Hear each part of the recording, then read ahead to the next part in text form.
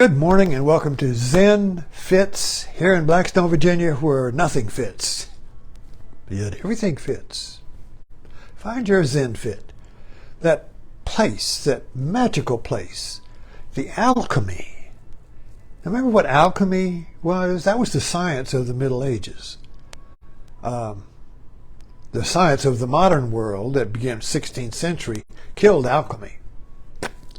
Alchemy was more of a mix of spiritual seeking and truth seeking. In other words, you couldn't separate them in alchemy.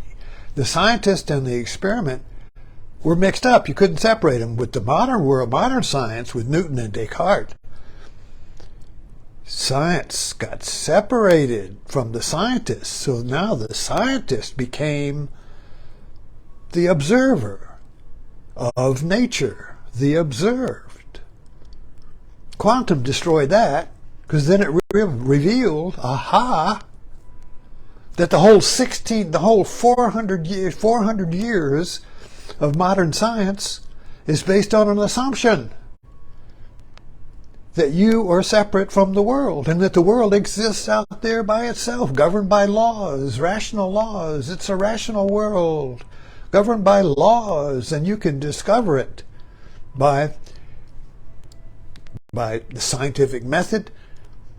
You can come up with a theory, and then you prove the theory, and then you get others to verify the experiment by repeating it. You see, in alchemy, you couldn't repeat the experiment because it was more like a poem. You can't repeat a poem and verify it, right? Somebody writes a computer manual or a manual on how to fix a motorcycle. You verify the manual by seeing if you can fix your motorcycle from it. But if you write a poem about fixing your motorcycle, forget that. It's subject and objective. Oh, so I guess I'm digressing here. My topic this morning was Buddha's Gambit. Buddha's Gambit. And I'm referencing the Queen's Gambit. Did you see that movie? Love that movie. There's a crucial beginning to that movie, which and where you had an orphanage. We're all orphans. This is a metaphorical movie. We're all orphans. We're all living in an orphanage. But one orphan, one little girl, noticed a door to the basement. She was curious. So she goes down there, and she sees an old man playing chess with himself. And she stands there. She's fascinated. And she just comes down there and stands. She's like the second patriarch of Zen, Hui Ku, who stood in front of Bodhidharma's cave in the snow, waiting for him to notice him. He even cut off his arm, which is hyperbole. It just means I'd cut off my right arm for this teaching. Zen talks in Herbert. They exaggerate stuff like that. But anyway,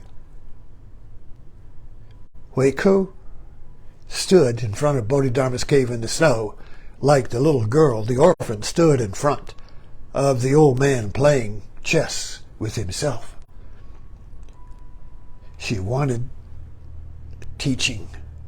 And so finally he saw her persistence. So he said, "Come here, sit down, pull up a chair. I'll teach you Buddha's Gambit." Now, what is Buddha's Gambit? Now, you have to think metaphorically. If you think it's about a basement and an old man, if you think it's about a movie, if you think it's about chess, if you think it's about an orphan, if you think it's about anything, you miss Buddha's Gambit. Now, I don't know. I'm just saying Buddha's Gambit because I'm playing off Queen's Gambit. But it's a move. I think it's a risky move. The Queen's Gambit. It's a risky move. The Buddha's Gambit's a risky move, you see. You have to leave the security of what you think the world is. You have to leave the security of the known. You have to leave the security of even your language. You have to, where everything's a noun out there. Oh, nouns, nouns. I look around the room. All these nouns, and I can name them, and I break them down into smaller nouns. It's all out there. It's all written in language, you see. It's all known. That's not Buddha's Gambit. So let's open it up a little bit. So the old man, see, the guru, right? He's the guru. He's Bodhidharma, sitting in a cave. Why are you sitting in a cave, Bodhidharma? What is your teaching, Bodhidharma? All the monks come to the masters in Zen koans, which are little dramas, and they want it. They want the teaching. Their mind is on rest. They're an orphan. And I want to come home. Please, Master, show me the way home. Please, Master, most honored one, Buddha, show me the way home. So the old man is showing the orphan the way home. And he invites her to sit down and discover Buddha's Gambit. Now, I was writing about this morning. Let's use another metaphor, Facebook. Okay. Now, suppose Facebook, we're all looking for God, right? We're all looking for God. What is God? It's home. We're all looking for God. That's home, where I'll be at rest. In Christianity, the only time you're at home and you have rest is when you die, go to heaven. Oh, he's at a better place. Now he has rest. Now rest in peace. So in Christianity, the way it's practiced, not in the higher level of it, but in the way it's practiced, the only time you get this, only time you're really at home is when you die.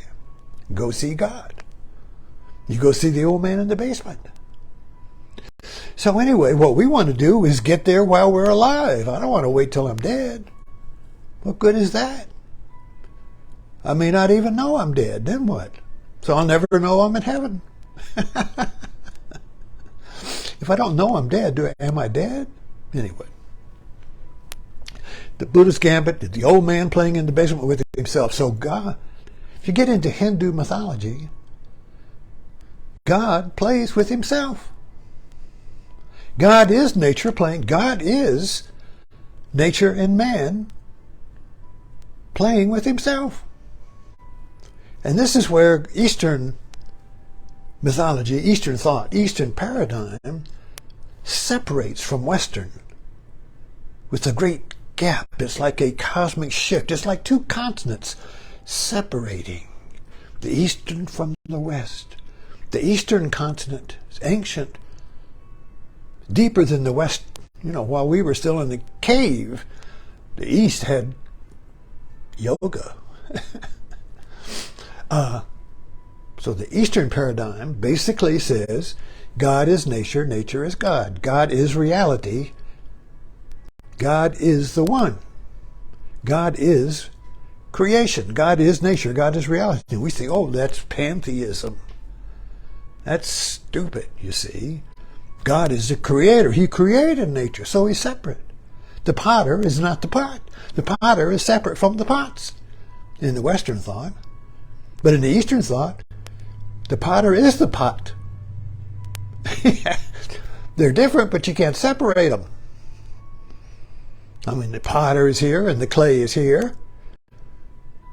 But you can't separate the potter from the creation.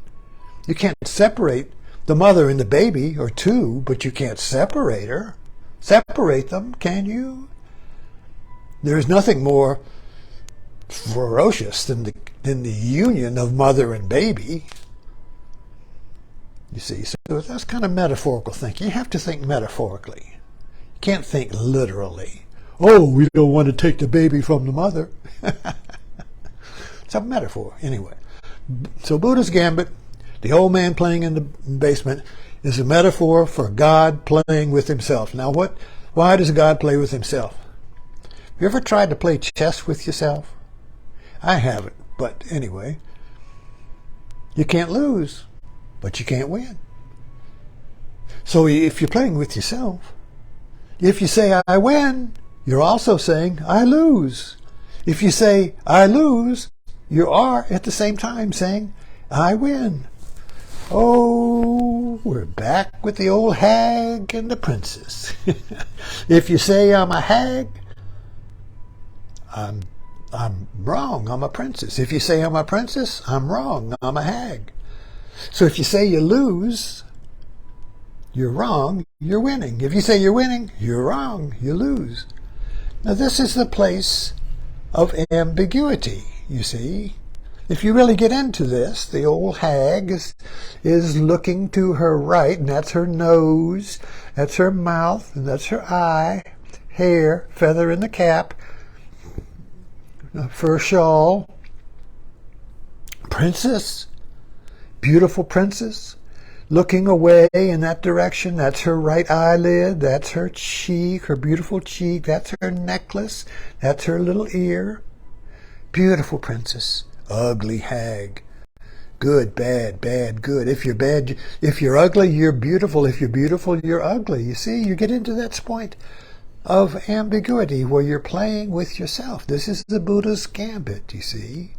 We're all playing with ourselves. But we don't believe it. We think we're playing with somebody else. So if I'm playing with somebody else, I got to win, you see. He's got to lose, I got to win. So we go back and forth. If I lose, I'll play you again. Keep playing because I got to win. I got to be the one. But here you see, the one is two. There is no, we try to find the one in here. You say, well, the one is the hag. No, no, no. The one is the princess. No, no, no. The one is the hag. The hag, the princess, the hag. Flip the coin. Flip, flip, flip. Heads, tails, heads, tails. On and on. Time. This creates history. This creates your life. This is your history. Your story of flipping the hag and the queen back and forth. Today I feel like a princess. Tomorrow I'm feeling like a hag. I'm a princess, I'm a hag, I'm a princess, I'm a hag. We flip the coin, we kick the can down the road, you see, hoping for a permanent answer. Hoping to be permanently the one, to win. To no longer be, to win, to be the one. But that there's two. Why is there two? Because I'm the other side. You see, that's the Buddha's Gambit. He's playing you. Because you're playing yourself.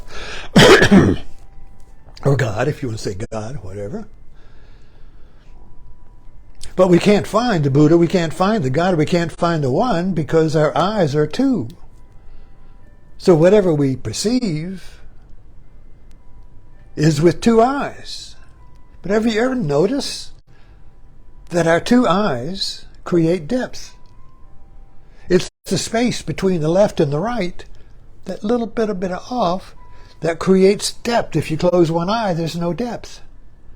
This right eye is walleye. I look to the left. So when I look to the left, I have to close it so I can see one, you see. If I see two of you, oh, there's, it's two. Which one is you? Close my eye. There you are. My eye's swollen because I had the surgery for the skin cancer there. It's been 3 weeks, but they said it looks good.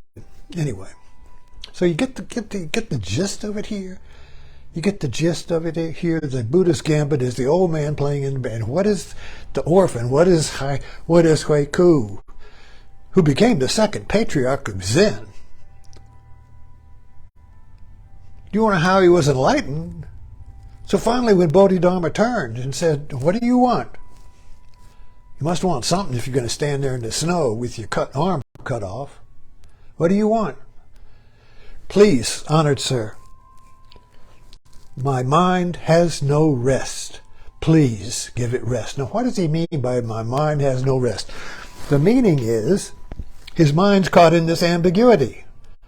His mind is going wow, wow, wow, wow, wow, like a mic and an amplifier. We all have that experience. We call it anxiety, and if we don't intervene and find some way to stop it, it goes to panic. And panic can lead to a violent action, mass shootings.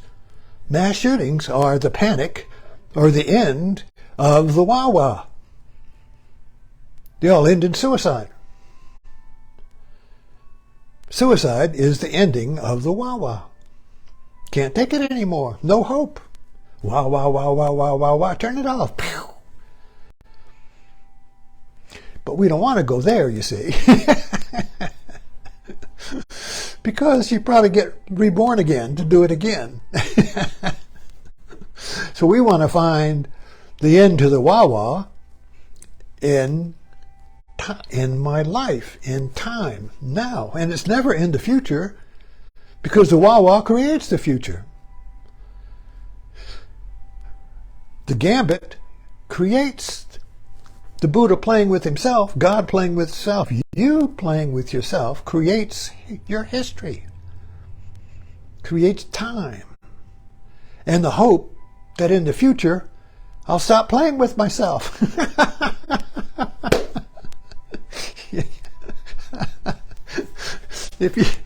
If you're addicted to masturbation, you have the hope, well, someday in the future I'll get over it. I'll stop doing this.